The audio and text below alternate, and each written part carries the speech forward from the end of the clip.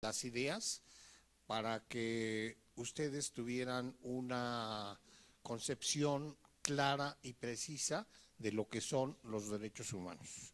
Quiero decirles que ha sido programado por mí manejar las cosas de lo general a lo particular, lo cualitativo de lo cualitativo a lo cuantitativo. Creo y me da mucho gusto y me siento muy contento de que he recibido la aceptación de ustedes, que he logrado captar en la mayoría la atención y el interés por este tema, y ahora vamos en esta tercera sesión a ser más concretos y hablar ya sobre aspectos que ustedes puedan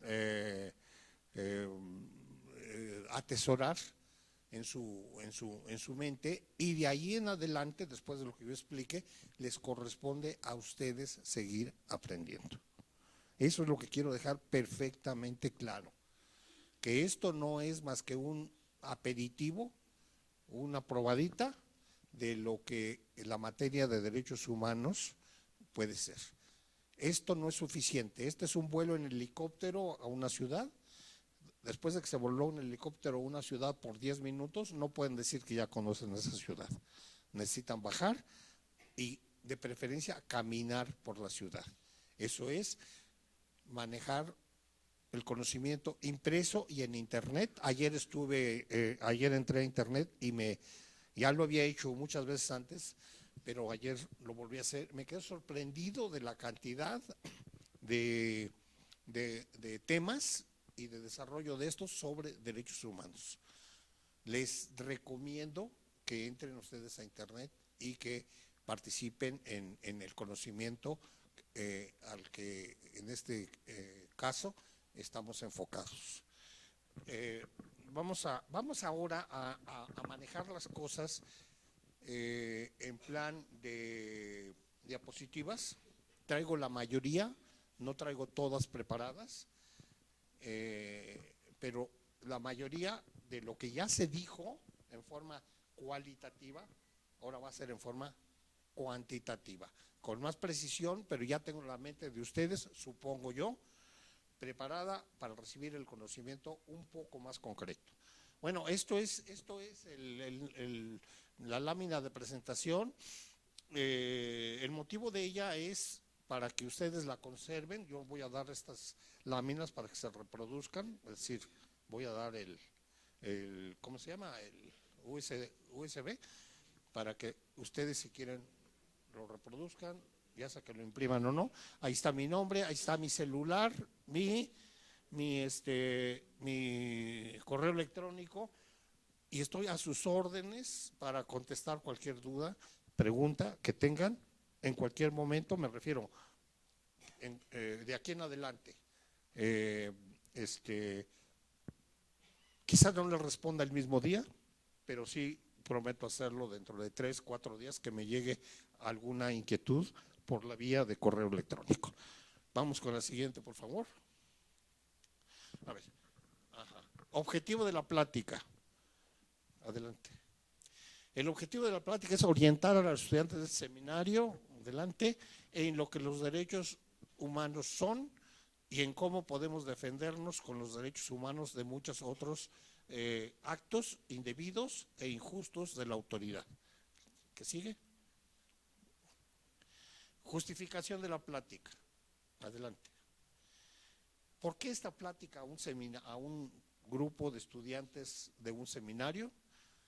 ¿Alguien quiere leer lo que dice la diapositiva en voz alta? Esta plática de estudiantes de este seminario se justifica por el futuro de que ellos actúen como pastores y enfrentarán a casos de injusticia y de abuso de la autoridad, de la que sus feligreses pueden ser víctimas, y como pastores podrán orientarlos si saben un poco de esta materia. ¿Están de acuerdo?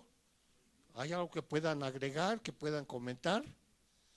El siervo de Dios tiene que ser una persona, y lo toman muchas veces así la gente, ya de hecho, un guía y un director y un asesor.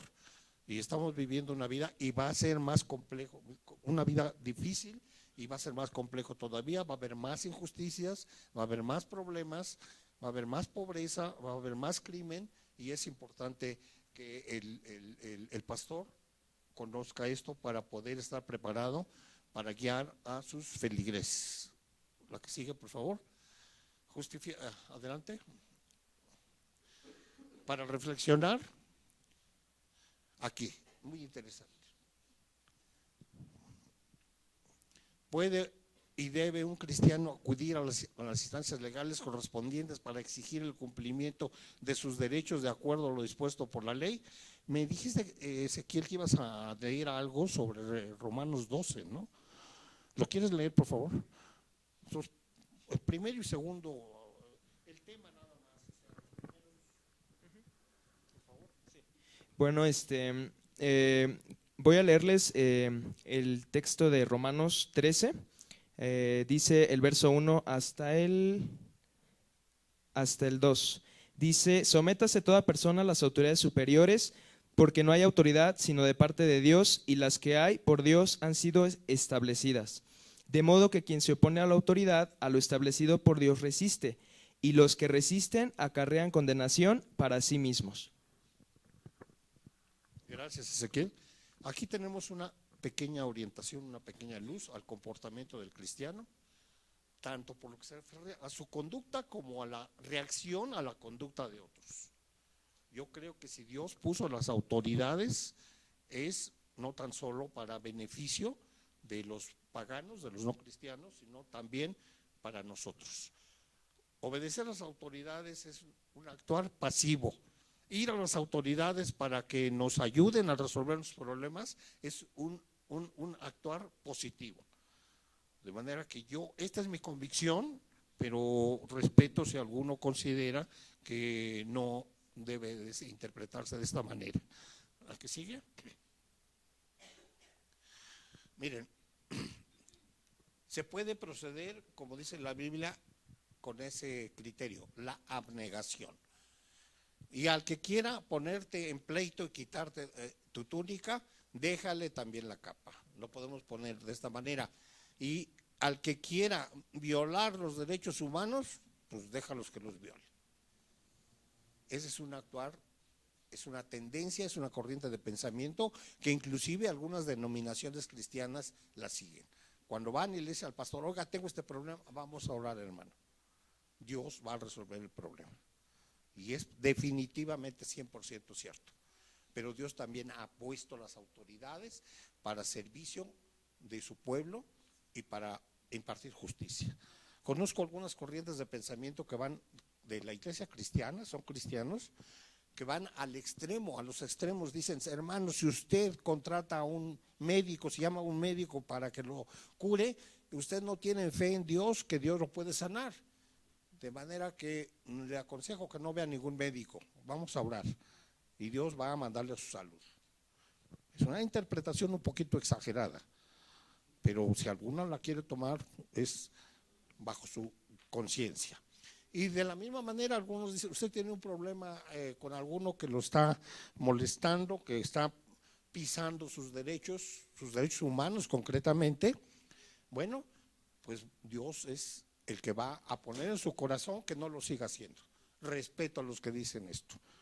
Pero este curso es general, esta plática es general para las dos corrientes de pensamiento, las que consideren tanto que la medicina Dios la hizo para curar al hombre, y el que va a un médico, lo consulta y toma la medicina, no falta a su compromiso y obediencia a Dios. Igualmente, el que va y consulta a un abogado no está rompiendo ningún precepto bíblico. Mi criterio. El que sigue, por favor. Bueno, hasta ahí, espérame. Yo considero que lo que debe de hacerse es una negociación, porque atendiendo lo que es la justicia, que va a estar en la otra lámina, la justicia es darle a cada quien lo que le corresponde. Pero cuando hay necedad de la otra parte, uno lo trata de convencer y decirle: mira, esto te corresponde a ti y esto me corresponde a mí. Y dice: no, es cierto, no, lo acepto. Se ha llegado a decir que cuando no se puede convencer a su interlocutor en cosa de 10 minutos, sobre el reconocimiento de los derechos que cada uno tiene, ya no se le va a convencer. Ya no se le va a convencer. Entonces, el siguiente paso es la negociación. Es decir, vamos a encontrarnos a la mitad del camino, ni tú ni yo, vamos a hacernos mutuas y recíprocas concesiones y vamos a llegar a un acuerdo. Eso es algo que sí se encuentra, sí hay apoyo en la Biblia. Ponte de acuerdo con tu adversario antes que te lleve a los tribunales. Entonces, eso es un proyecto, bueno, ese es un procedimiento más cercano a la doctrina bíblica. Pero ¿qué es negociar? ¿Cómo se negocia? ¿Y cómo se puede argumentar para tener éxito en la negociación? Se puede negociar desde una posición de debilidad hasta una posición media y más allá una posición de fortaleza. Si le dice, mira, por favor, te lo pido, te lo suplico, es una posición de debilidad, como el que le toca la ventana al automovilista y le dice, ayúdeme por favor, porque estoy enfermo. No está negociando, está mendigando. Y el otro extremo es el que con una pistola le dice, entrégame tu cartera y tu celular. Tampoco está negociando. Entonces la negociación es respetar la voluntad del otro, pero esto en mi concepto como abogado de 30 años de ejercicio profesional, es que cuando se logra negociar es porque se hace de una posición de fortaleza. Y esa posición de fortaleza puede ser acudiendo a los tribunales. Mira, ya tienes aquí la demanda, ya tienes aquí la denuncia, todavía podemos evitar el juicio, vamos a negociar.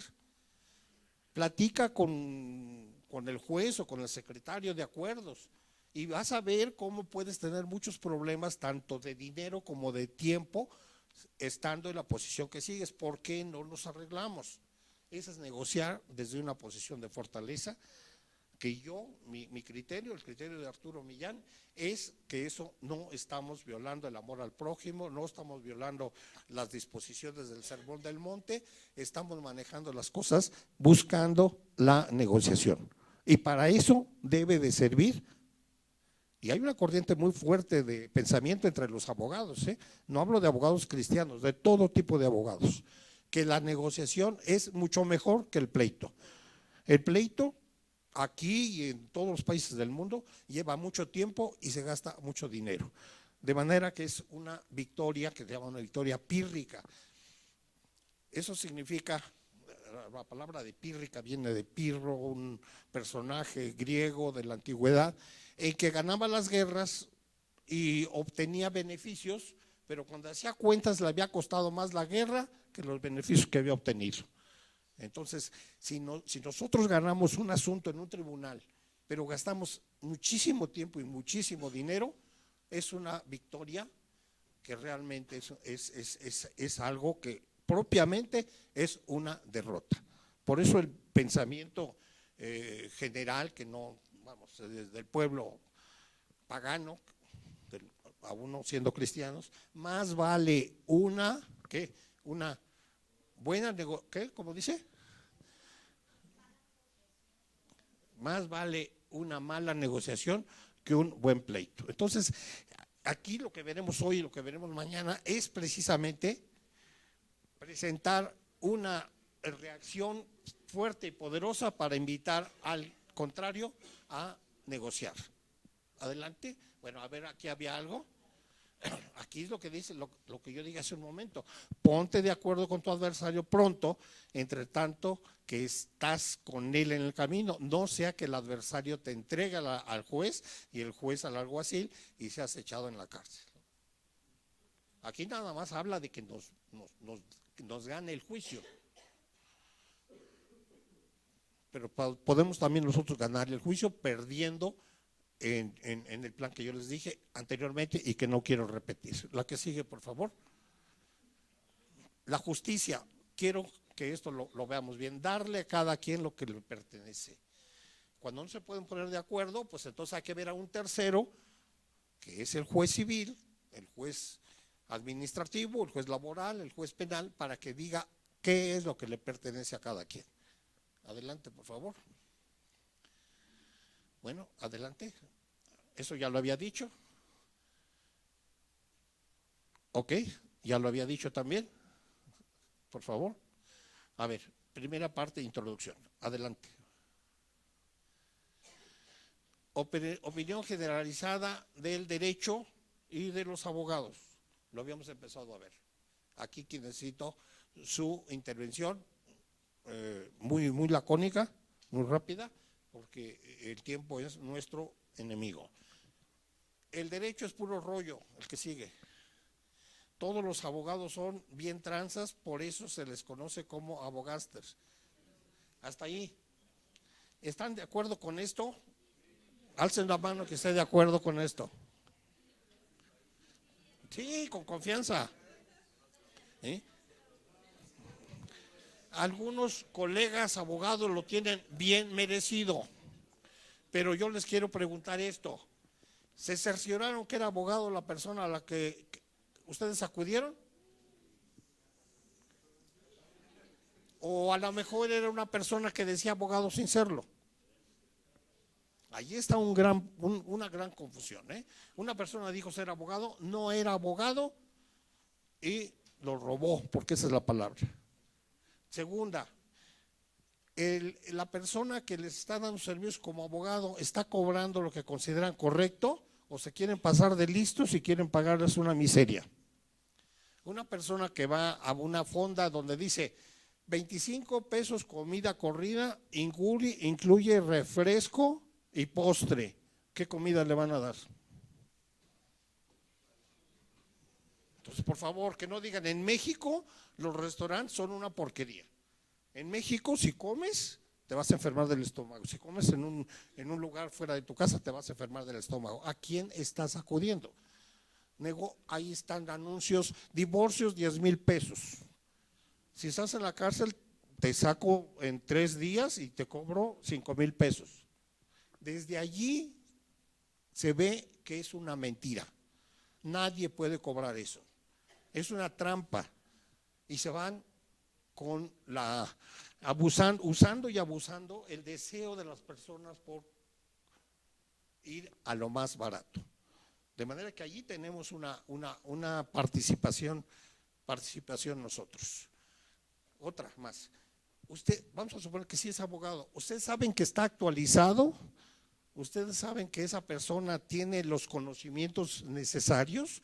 ¿O es una persona que lo corrieron de su trabajo después de 20 años estar en actividades administrativas y al otro día que lo corren se pone a litigar? Tenemos nosotros que saber con quién estamos tratando. Entonces, si no se hacen estas breves investigaciones, que ya no voy a dar más ejemplos, lo más probable es que estemos ante un gángster. ¿Por qué? Porque, y lo sé bien, porque esa persona no va a sacar el dinero para vivir de su cliente, lo va a sacar del adversario al que le va a vender el juicio. Desde allí lo vemos. Y al adversario no le va a cobrar, vamos, en un caso de divorcio o en un caso de una contienda de arrendamiento. ¿Saben qué le dice el abogaster? Bueno, yo le cobré a mi cliente 5,000 pesos, 8,000 pesos por ir 18 veces al juzgado durante 2 años y gastar gasolina, gastar estacionamiento y demás. Realmente salí perdiendo. Pero a mi contrario le dije, vamos a arreglarnos, ¿qué te parece 50,000 pesos? Y yo manejo las cosas de forma que ganes. Entonces tenemos que tener cuidado desde el momento en que seleccionamos al abogado. Continuamos. Opinión general de los juzgadores. Todos los juzgadores, jueces, magistrados y ministros son unos corruptos. ¿Qué más? La justicia en México solo es para los ricos. ¿Opinión? ¿Quién está de acuerdo con esto? Alza la mano. Algunos jueces lo tienen muy merecido. Pero un asunto se gana o se pierde no tan solo por la actuación del juez, sino por un juicio se lleva, es una trilogía. Una persona que acusa o demanda, una persona que se defiende y el juez. Si no hay una acusación correcta, si el abogado que está acusando no lo hace correctamente, el juez no puede ir más allá y va a dictar una sentencia en nuestra contra. Si tienen ustedes un defensor que no actúa profesionalmente, el juez no puede ir más allá y va a dictar una sentencia en nuestra contra. Yo he oído que se critica mucho a los jueces, se critica mucho al Ministerio Público, pero no he oído que alguien critique al abogado que seleccionaron como su defensor. Nadie lo culpa a él. ¿Por qué? Pues porque parte de esa culpa está en nosotros, porque nosotros lo elegimos, permíteme. Pero aquí doy un enorme salto con dos conceptos. En primer lugar, los derechos humanos no son magia, ¿no? Ya hay un derecho humano contra, por ejemplo, ¿contra qué puede ser? ¿Qué injusticia puede ser que hay un derecho humano? Pues vamos a suponer el juicio ejecutivo mercantil. Les explico rapidísimo.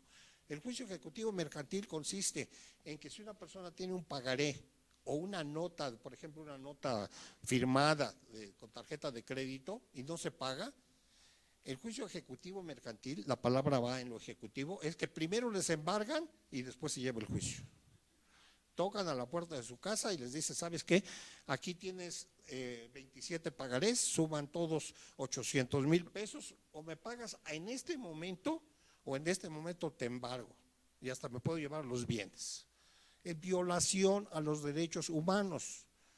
Tenemos que escoger la abnegación y decir, pues embárgame lo que quieras, o la defensa, que consiste en invocar al derecho de que nadie puede ser privado de su libertad, propiedades, posesiones o derechos, sino mediante juicio. ¿Por qué están embargándolo si no ha habido un juicio anterior? De manera que es muy importante la reacción que haya en nosotros para culpar. Antes de culpar al juez, hay que saber si nosotros no estamos propiciando o permitiendo que esa cosa negativa o mala suceda. Adelante. Ahora, ¿qué me dicen, por ejemplo, de eso de la justicia? Es para los ricos. ¿Quién está de acuerdo con esto? ¿A poco nada más una persona?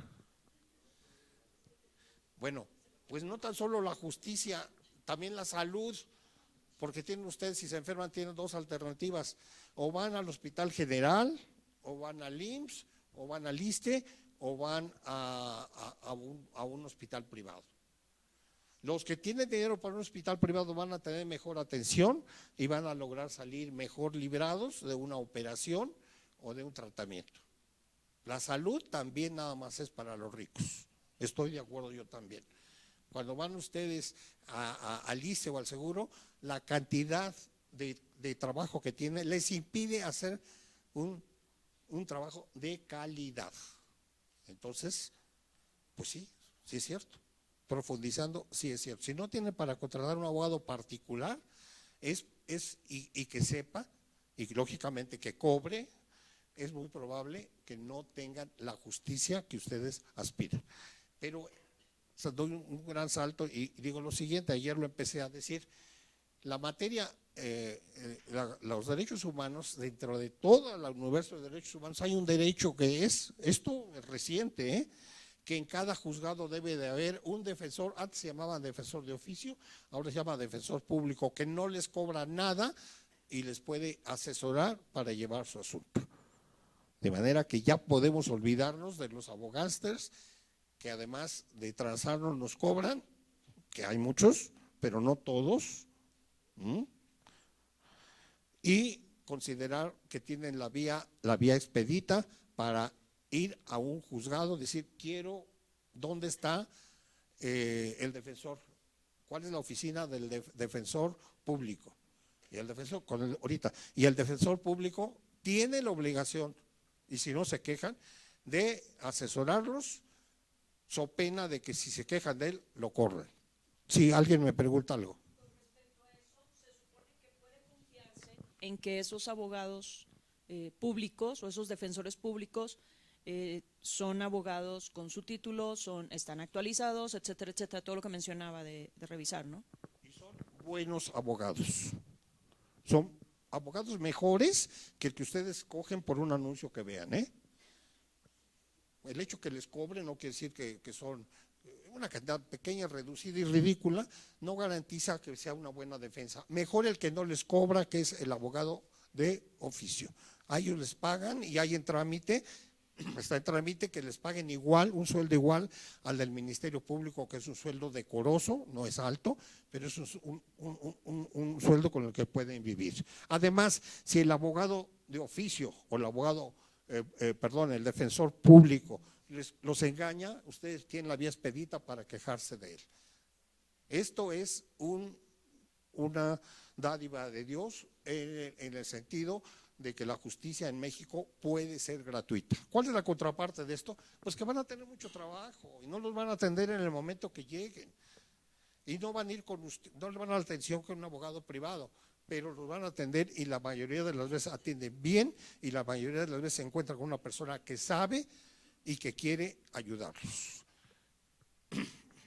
Sí, adelante.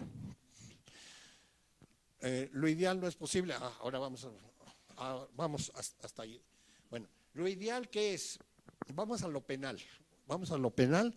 Y en materia penal, lo ideal es que todos los delincuentes estén en la cárcel, todos los culpables estén en la cárcel y todos los inocentes estén en su casa.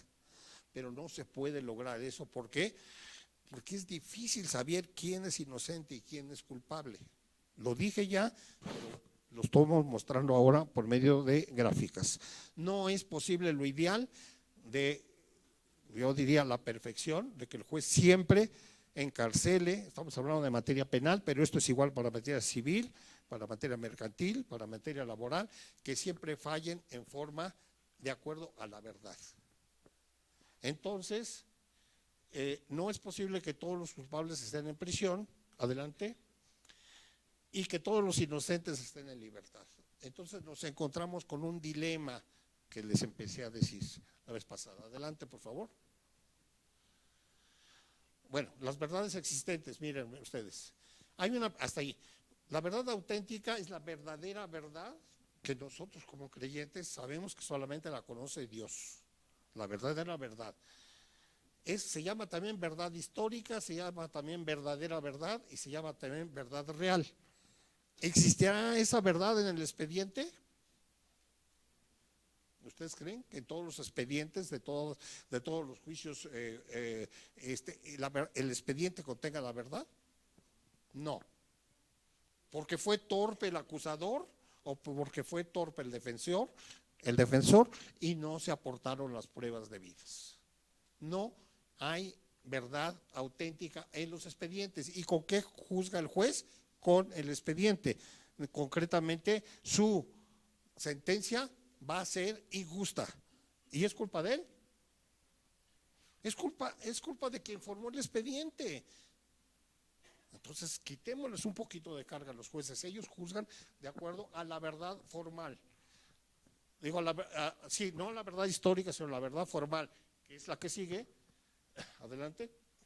La verdad aparente, la verdad auténtica es la de A. Y la verdad aparente es la verdad formal, la verdad aparente, la verdad que consta en el expediente. De manera que ahí está el primer problema. Ahí está. Ahora, ¿ustedes imaginan la cantidad de asuntos que se llevan en los juzgados? Es enorme. Como no estamos en el medio no lo sabemos, pero es un periférico de asuntos. Cuando vamos con nuestro asunto hay muchísimos, pero muchísimos que están antes del nuestro. Entonces el juez le da al secretario de acuerdos para que dicte resoluciones. El secretario de acuerdos ni tiene el conocimiento ni tiene la capacidad para hacerlo con un estudio profundo del expediente. Después se lo manda al juez 20, 22, 30 expedientes cada semana para que lo revise. ¿Y saben aproximadamente de cuántos tomos es cada asunto? Aproximadamente. Hablamos de 3, 5 tomos. Pero hay expedientes, yo he llevado casos que son, ¿saben cuántos? 70 tomos. Y que el juez tiene que resolver. ¿Ustedes creen que el juez, primero su secretario, que hace el proyecto de la sentencia, y después el juez los va a leer 70 tomos? No hay capacidad, entonces no debemos ser podemos decir, tan desinformados en decir que el juez es corrupto. El juez no tiene tiempo y realmente se tiene que escoger entre cantidad o calidad. Y al juez lo juzga por la cantidad de asuntos que resuelve, no por la calidad de los mismos. ¿Quién lo juzga? Sus superiores. Y cuando se le están quedando asuntos, que es lo que se llama rezago, ¿saben qué? Lo corren. Entonces el juez, para que no lo corran, rápido a resolver los asuntos. La corrupción se da, pero no siempre. Normalmente es falta de tiempo para analizar las cosas debidamente. El que sigue, por favor. Ahorita, el dilema de la justicia. A ver, ¿es preferible tener a un inocente preso que a un culpable libre? O la otra, ¿es preferible tener a un culpable libre que a un inocente preso? No es pregunta, es afirmación. Los países orientales donde casi no hay delitos, casi no hay injusticias, están del lado primero. La A, es preferible tener a un inocente preso que a un culpable libre. Como yo no sé exactamente si es inocente o si es culpable, no tengo tiempo de analizarlo yo, juez, pues por las dudas, vote. Así se resuelve en el mundo oriental, en la India, por ejemplo, en China. ¿Y saben cuánto tardan expedientes que aquí en México se ven en 2 años? Tardan 3 días en resolverse. ¿Y saben cómo se resuelven? Con daños al cuerpo. Le cortan un dedo, le cortan una mano, le cortan un brazo hasta la muñeca, hasta el codo, hasta el hombro, una pierna, o lo matan. Y como hay terror porque eso pase, nadie delinque, porque se castiga no tan solo el hecho de delinquir, sino todo lo que parezca,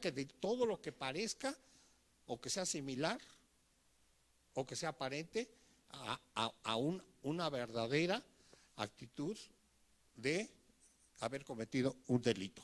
En el mundo occidental, entiéndase Europa, Canadá, Estados Unidos, Centroamérica, Sudamérica, se sigue el criterio B, es preferible tener a un libre culpable que a un inocente libre. Por eso hay tanta delincuencia actualmente, porque el juez, por disposición legal, constitucional, cuando no tiene confirmado 100% que hay culpa, civil, mercantil, laboral o penal, absuelve. El que sigue. Dilema de la justicia, ya lo habíamos visto. En caso de duda, condénese. Eso hacen en los países orientales. Pues tengo una poquita de duda, vamos a investigar más el asunto. No, 3 días. En caso de duda, condena. Aquí en el mundo occidental, entre ellos está México, en caso de duda, absuélvasele. Y por eso dicen, jueces tranzas. Pues no está viendo lo que cometió, sí, pero hay dudas por las pruebas de la defensa. Entonces lo absuelvo, sí. Pero eso, la realidad es que eso no pasa. ¿Qué? Que se absuelva, o sea, no sabemos en Támbano. O sea, eso es lo que se ve o lo que se escucha. Muy buena participación. Te me adelantaste un poquito, pero estuvo muy buena la participación. En la realidad, ¿qué sucede? En la realidad, cuando a ningún juez lo han corrido o metido a la cárcel porque condena. No hay sospecha de él de que es un juez justo, que no recibe lana. Pero a los jueces que absuelven, les dicen, oye, pues ya has de tener una mansión, ¿en dónde la tienes? ¿En Acapulco o en Miami? Pues mira, estás absolviendo a todos. Entonces el juez, para cuidar su puesto, ¿saben qué? En caso de duda, condena. Como dijo ella. Para que no le digan, te estás enriqueciendo, estás vendiendo sentencias. Y por eso hay derechos humanos para que el caso, cuando un juez en caso de duda condene, vienen los derechos humanos en los que se puede pedir revisión de juicio y que se haga justicia. Allí entran los derechos humanos. Los derechos humanos no son mágicos. Hay que ir a un juzgado, al juzgado donde se cometió el error, y con una probabilidad muy alta se puede corregir eso que tú dijiste, que es lo que pasa en México. Adelante. Ahora, en México se ha adoptado la siguiente, y yo lo expresé hace un momento: es preferible tener a un culpable libre que a un inocente preso, y en caso de duda, absuélvase. Eso que estoy diciendo, cuando no se hace, podemos acudir a los derechos humanos y logramos que se lleve a cabo así como está en la ley. No hay tiempo. Si hubiera tiempo aquí abriríamos un debate de unos 10 minutos por lo menos, que enriquecería mucho esto, pero no hay tiempo para hacerlo. Adelante. El éxito o fracaso de una contienda jurídica ante los tribunales depende de el 80% tener la razón. Pero no basta tener la razón, hay que saber argumentarla. Pero el 80% tener la razón es probabilidad de ganar un asunto. El 70% es la habilidad, honradez y abogado que lleve el caso. Un abogado deshonesto, un abogado que se venda a la otra parte porque está cobrando muy barato y tiene que sacar su dinero de otro lugar, ese abogado está garantizando una sentencia en su contra. No por el juez, sino porque el juez no tiene elementos para impartir justicia. El 40% de la forma como el contrario se ataque. En derecho no hay nada perdido hasta que se pierde, ni hay nada ganado hasta que se gane. ¿Por qué? Porque a lo mejor todo está en mi contra, pero mi acusador no sabe mostrarlo ante el juez, y entonces vamos a tener una sentencia absolutoria. El que sigue, el 100% de la manera como el juez entiende el asunto. Es conveniente que se hable con el juez. Estamos llevando hasta 2011, ya cambiaron las cosas, se llevan jueces asuntos escritos. El juez tiene que leer muchos expedientes. En casos extremos, 20 tomos, 20, 30, 40 tomos. No los va a poder leer. Ya se instituyeron los juicios orales, y ahora nosotros, los que demandamos justicia, podemos de viva voz mostrarle al juez nuestros argumentos. Ahora, derechos humanos. ¿Qué son los derechos humanos? Que me dijeron con mucha un comentario muy respetuoso, que estaba yo hablando de derechos humanos, pero que no había yo dicho qué eran los derechos humanos. Bueno, eso lo hice a propósito para generar ante ustedes la expectativa, porque si desde la primera sesión les digo lo que son los derechos humanos, puede resultar positivo o negativo. Estuve haciendo una serie de comentarios para llegar a esto, que quiero que gastar unos segundos o un minuto o un par de minutos en ello. Bueno, la equivalencia, a ver, adelante por favor. Lo que antes se llamaban garantías individuales, como aprendimos en la secundaria, en la preparatoria, garantías individuales ahora se llaman derechos humanos. Ya existían en la Constitución, pero existían como garantías individuales. Los mismísimos ahora se llaman derechos humanos. ¿Qué sigue? Lo que puede decirse respecto a los derechos humanos, adelante. La mayoría desconoce cuáles son. De fútbol, de política y de derechos humanos todos opinan, pero a veces no saben lo que son. La gente dice, los derechos humanos no sirven para nada. No, ese es puro rollo, es cosa de política, es cosa del PRI, no sirven para nada. Si no saben lo que son derechos humanos. El que sigue. Otros solo conocen algo muy reducido de los mismos, la gente de cultura mediana. El que sigue. Otros tienen una idea equivocada, eso es lo peor. Los que tienen una idea equivocada. Y déjenme decirle qué idea equivocada prevalece. Mira cómo estoy de pobre, y dicen los derechos humanos que tenemos derecho a habitación y que tenemos derecho a educación y a cultura y a deporte. Y mira, estamos bien fregados. Pues no saben lo que son los derechos humanos. Los derechos humanos son el primer paso para que se dé el segundo con el que se consuma la materialización de los derechos humanos. Si los derechos humanos nada más están en la Constitución, pero nosotros no hacemos nada, nunca vamos a disfrutar de los mismos. ¿A qué sigue, por favor? Adelante. Ahí está. Léanla, por favor. Es el centro, la esencia de estos 4 días de estudio y análisis.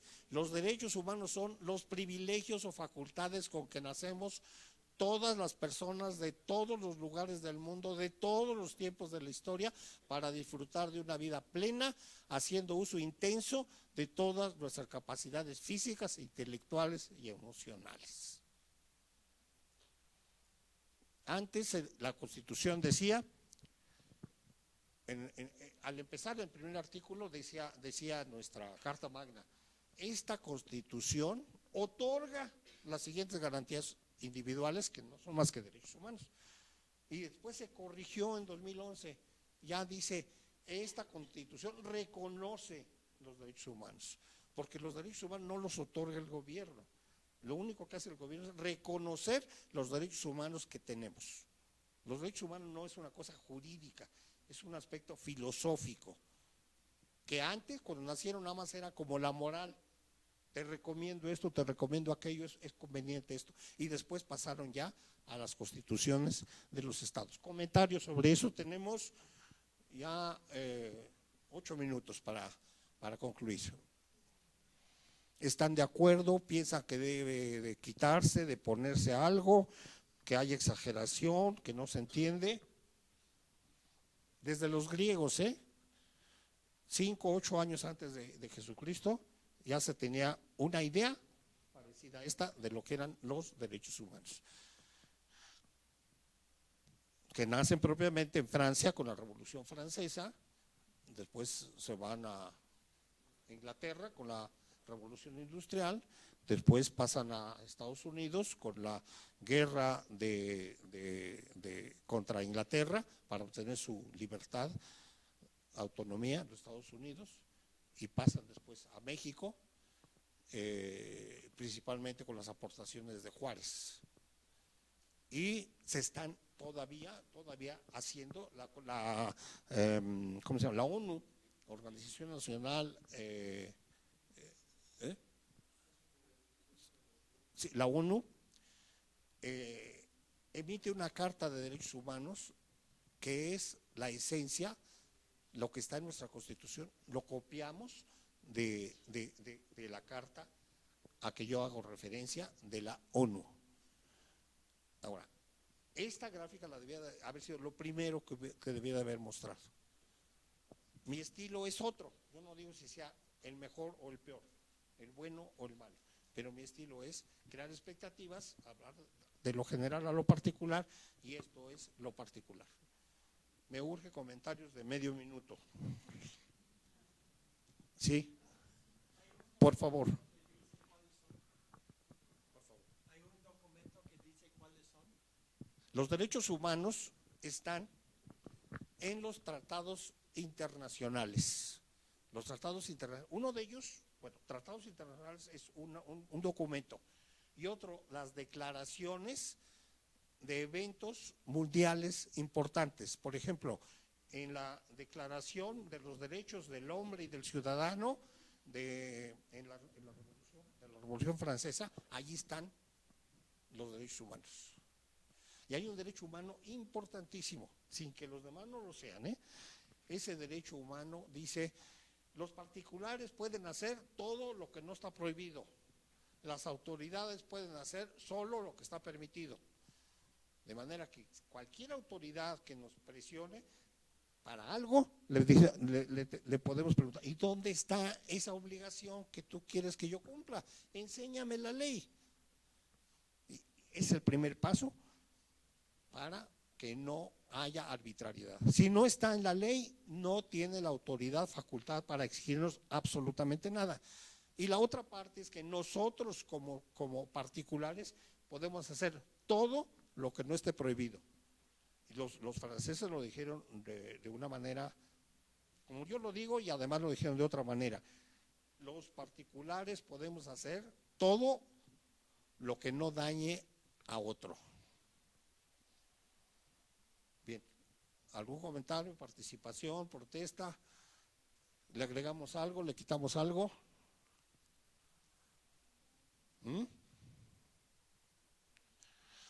¿Sí? Por favor. Para que se oiga en la grabación.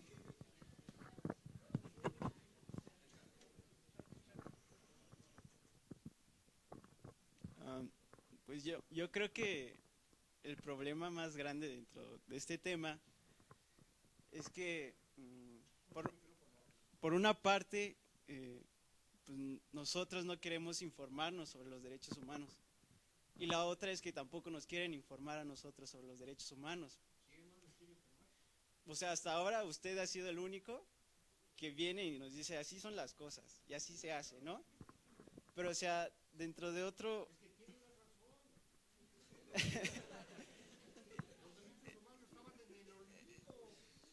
Y por otra parte, pues también esto nos lleva a querer improvisar. O sea, ya cuando nos suceden las cosas, pues uno no sabe realmente qué hacer y lo que hace es improvisar, no planea nunca. Y creo que es nuestra cultura como mexicanos. Sí, claro, pero o sea, cuando no sabemos de algo, pues no sabemos hacer las cosas y solamente vemos ahí por el camino qué podemos hacer. Y eso nos lleva a cometer malas decisiones, precisamente como la del abogado. O sea, no nos informamos cómo saber que realmente es un abogado la persona que nos está hablando, ¿no? Y poner el ejemplo ese de la fonda. O sea, uno realmente conoce cómo trabajan las fondas. Si vas a un lugar y te dicen por 15 pesos te doy un gourmet, pues ya sabes que algo está mal, ¿no? O incluso si a mis compañeros les dicen, les doy un comentario bíblico por 10 pesos, pues ya sabes que algo está mal.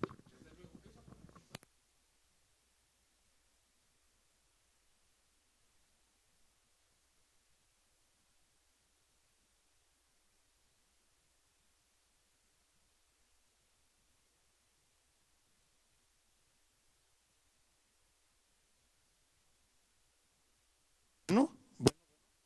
¿No? Bueno, 1789, hace 2 siglos y medio, por ahí así, estaban en el olvido, porque era una recomendación, pero ahora, desde 2011, ya no es tan cercano, ya tiene 4 años, están en la Constitución y tenemos acceso a ello por medio de un defensor público. ¿Qué más queremos? Lo único que nos falta es voluntad para nosotros hacer la parte que nos corresponde, porque los mexicanos, como buenos mexicanos, queremos que todo se nos dé en la boca. Vamos a ver 2 o 3 láminas más. A ver, nacimiento de los derechos humanos. Los derechos humanos no son un término jurídico, pues nacieron y seguirán desarrollándose en los campos de la filosofía, la sociología, la ética y la lógica y el cristianismo. Los derechos humanos son, en esencia, en una gran parte, 95%, cristianismo. Los derechos humanos son algo que nos sirve para defendernos de que los demás no abusen de nosotros, pero nos obligan a que respetemos a los demás. Quien cumple los derechos humanos, quien está acatando los derechos humanos, lleva una vida muy tranquila, lleva una vida muy pacífica. Adelante. Particularidades de los derechos humanos: el hombre nace y muere con ellos. Que sigue, sus acreedores en la mayoría de los casos son los gobernados. Nuestros derechos humanos es una deuda que nosotros le cobramos a los gobernantes, en la mayoría de los casos. En la minoría de los casos son una deuda que nosotros cobramos a los que nos están violando, personas físicas. Los derechos humanos pueden ser violados por el Estado o por los ciudadanos. ¿Sigue? Han tenido y tienen aplicación en todos los lugares del mundo y en todas las épocas de la historia. Adelante. Son irrenunciables, ya lo habíamos visto. No se puede renunciar a ellos. El que sigue. La palabra que mejor identifica los derechos humanos es la dignidad. La persona que mata a su mamá, la corta en pedacitos, la mete al microondas y se la come, sigue teniendo dignidad. No se le puede tratar, perdóneme la expresión, ¿sí? Por favor. en las prisiones de alta seguridad, que todo el tiempo están grabando y viendo al preso, ¿ese es violar el derecho humano? Las prisiones donde están vigilando por medio de una computadora y grabando por medio de un micrófono todos los actos del que esté en prisión, es violación a los derechos humanos. Y hay quejas al respecto y hay algunas decisiones al respecto. Por eso el Chapo Guzmán protestó porque estaban grabando hasta, no sé cómo decirlo, pero el excusado, el sanitario, estaba siendo grabado. Cuando él iba al sanitario, estaba siendo grabado. Y cuando se bañaba, estaba siendo grabado. Entonces lo primero que hizo es protestar. Derechos humanos, por favor, me están grabando hasta cuando voy al baño. Y los derechos humanos dijeron, no lo graben, y no lo grabaron. Y se escapó. Es que ese es el asunto. Y usamos nosotros una frase así, pierde sus derechos humanos. Creo que en nuestra mente, yo sé, o sea, en base a esto no se pierden, pero en nuestra lógica y en nuestro entendimiento de justicia, ¿se suspenden? Eso dicen allí como defensa. No los ha perdido, están suspendidos. Ok, pero tampoco se suspenden. Por ese momento no los tiene.